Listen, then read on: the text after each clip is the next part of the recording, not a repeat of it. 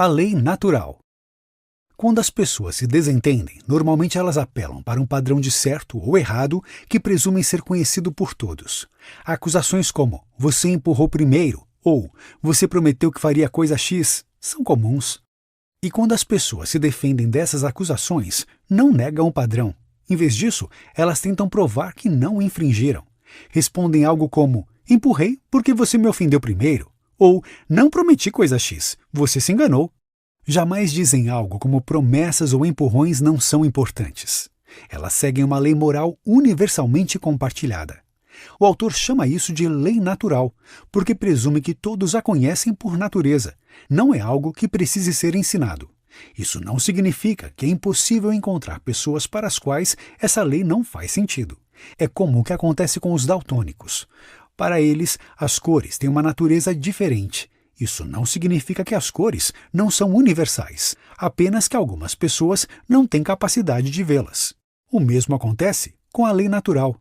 Apesar das diferenças culturais, há uma impressionante semelhança nos códigos morais de diferentes civilizações, indicando que a noção de certo ou errado faz parte de nossa natureza, que, por sua vez, é uma criação de Deus. Conhecemos a lei, mas a transgredimos. A lei natural é diferente das leis físicas ou biológicas. Não podemos driblar a gravidade, mas podemos fazer o que é errado. Ninguém cumpre perfeitamente essa lei. Sabemos o que é certo, mas nem sempre somos capazes de segui-lo. Seres humanos, em todos os lugares do mundo, cultivam a ideia de que devem se comportar de uma forma específica. No entanto, não conseguem realmente fazer isso. Se você agiu com injustiça com seus filhos, pode argumentar que foi efeito do cansaço. Se fez algum negócio moralmente duvidoso, pode argumentar que só agiu assim porque estava muito apertado financeiramente. Se fez uma promessa a alguém e nunca cumpriu, pode dizer que jamais teria feito se soubesse que daria tanto trabalho. A questão não é dizer se essas desculpas são boas ou ruins. Ter a necessidade de justificar seus comportamentos é uma evidência da existência da lei natural. Procuramos mostrar ao mundo que somos justos e cumprimos os compromissos. Só tentamos justificar o mau comportamento porque sabemos que ele é ruim.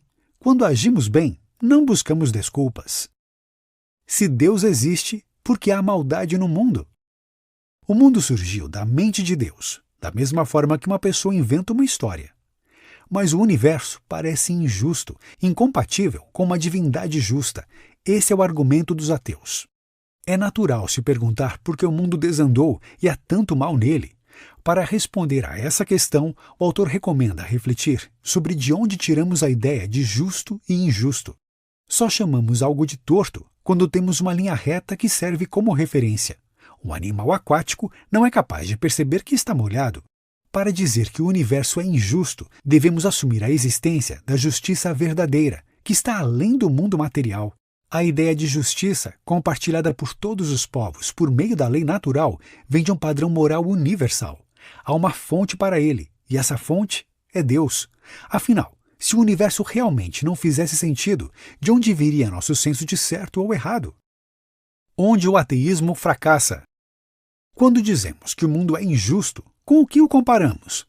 Se o mundo fosse tão cruel e sem sentido, sequer perceberíamos isso.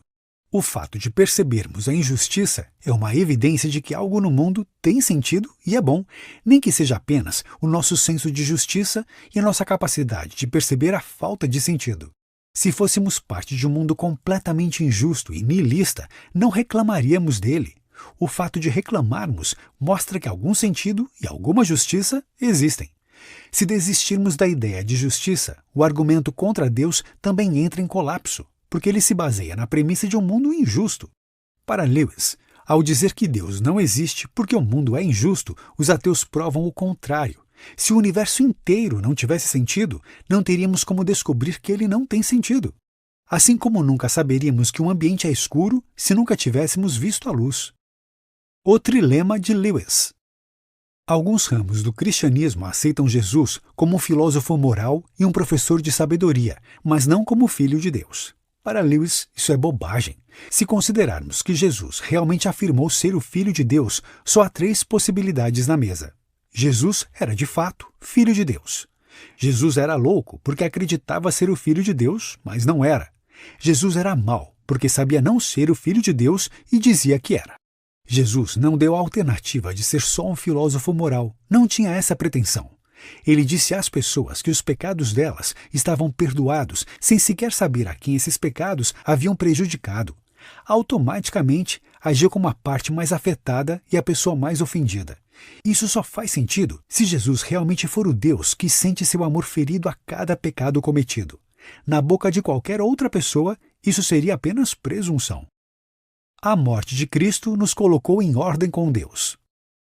Já passamos da metade do microbook, e Lewis conta que não é coerente presumir que Jesus era lunático ou mau. A alternativa que resta é acreditar que ele era realmente Filho de Deus, que aportou no mundo na forma humana. O mundo era dominado pelo mal, e Jesus surgiu para recolocar a humanidade em ordem.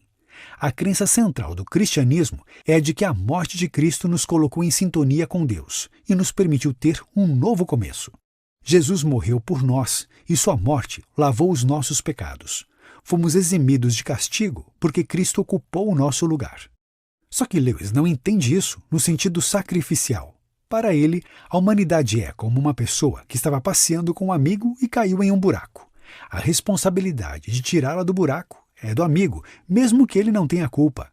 Assim foi com Jesus. Ele assumiu a responsabilidade de tirar a humanidade do buraco do pecado. As 3 partes da moral. A moralidade cristã se divide em 3 partes.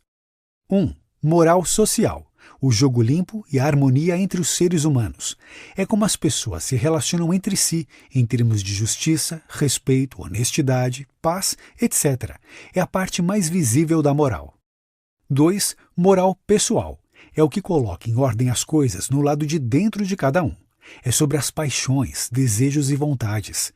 Essa é a parte que trata de virtude, autocontrole e integridade pessoal. 3. Propósito. É o objetivo último da vida humana como um todo. É a nossa razão de ser. Se não sabemos do que somos feitos e qual é a nossa finalidade, não sabemos se nossa vida está dando certo ou não. É a parte espiritual da moral. As pessoas quase sempre pensam no primeiro aspecto e esquecem os outros 2. Quando dizem que estão agindo de forma cristã, normalmente querem dizer que estão aspirando à gentileza e ao jogo limpo. Mas, se esquecem da vida anterior e do propósito último, terão problemas. Os bons conhecem o bem e o mal. Os maus não fazem ideia de nenhuma das 2 coisas. Quando agimos corretamente, não cultivamos só a paz, mas também o conhecimento. Quem aprimora o próprio caráter vê o mal que existe dentro de si com mais clareza. A falta de caráter, no entanto, faz com que uma pessoa veja cada vez menos a própria maldade. Pessoas moderadamente más sabem que não são muito boas. Pessoas inteiramente más, por sua vez, acham que tudo está bem em seu comportamento.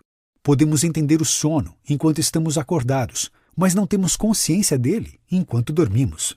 Só vemos os erros de aritmética quando nossa mente raciocina do jeito certo, não enquanto erramos as contas.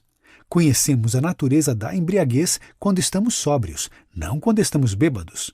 Os bons conhecem o bem e o mal. Os maus não fazem ideia de nenhuma das 2 coisas. Os problemas do orgulho. O orgulho é a falha com que faz com que líderes políticos entrem em guerra para ampliar seus domínios. Maridos e esposas traiam para se sentirem desejados e pessoas roubem para aumentarem o status. É um instinto competitivo por natureza. Quando somos orgulhosos, transformamos qualquer pessoa mais poderosa, rica e inteligente do que nós em nossos inimigos. É a causa principal de problemas em nações e famílias desde o surgimento do mundo. O orgulho é a inimizade entre pessoas e também a inimizade com Deus. Quando somos orgulhosos, não podemos conhecer Deus. Em Deus, nos deparamos com algo superior. Pessoas orgulhosas sempre desdenham os outros, e se você só sabe olhar de cima para baixo, não poderá ver nada que esteja acima de você. Você é a casa de Deus. Imagine-se como uma casa viva. Deus entra para reconstruí-la. Ele conserta ralos e tira as goteiras do teto. Você sabe que os reparos precisam ser feitos e não se surpreende. Mas depois ele começa a demolir a casa. Isso causa uma dor terrível e não parece fazer sentido. Então você se pergunta qual a razão por trás desse sofrimento. O que Deus não contou é que ele está construindo uma casa diferente daquela que você imaginou. Ele fará um novo andar, subirá colunas e criará pátios. Você achou que se tornaria uma cabana modesta, mas Deus aspirou para você um palácio. A afirmação "sede perfeitos" não é uma idealização. Deus nos transformará em criaturas capazes de seguir esse mandamento, só que nós precisamos permitir que isso aconteça. Assim, Deus atuará em nós para atingirmos a sua nobreza. Deixaremos de ser seres pecadores para sermos seres alegres e amorosos. Mas para isso, precisamos passar por um processo longo e doloroso. Ninguém que se preocupa com a originalidade será original. Você não precisa do seu eu. Pode jogá-lo fora. Cristo lhe dará uma personalidade real, desde que você vá ao encontro dele. Enquanto se preocupar com sua própria personalidade, jamais o alcançará. O primeiro passo é tentar esquecer tudo sobre o seu antigo eu. Troque-o por um novo, aquele que Deus lhe oferecerá. Seu novo eu não surgirá enquanto estiver procurando por ele, e sim quando começar a procurar por Cristo. O mesmo princípio vale para as questões do dia a dia. Ninguém passa uma boa impressão quando se preocupa incessantemente em passar uma boa impressão.